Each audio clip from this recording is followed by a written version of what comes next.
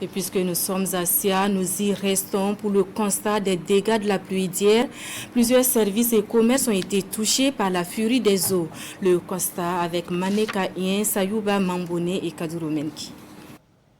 La deuxième région militaire du Burkina Faso, le service d'hygiène de Bobo Dioulasso, la direction régionale du Trésor des Hauts-Bassins et des boutiques situées en plein centre-ville sont entre autres structures qui n'ont pas échappé à la furie des eaux.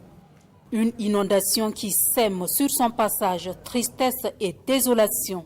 Les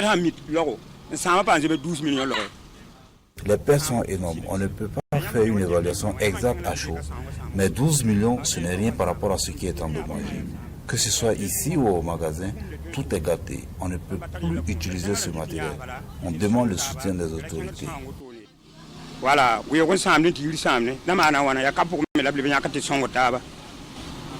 les victimes pointent du doigt le manque de canalisation adéquate. Même l'an passé aussi c'était pareil, mais cette année même c'est encore pire. On n'a jamais vu le niveau de l'eau monter même jusqu'à ce niveau.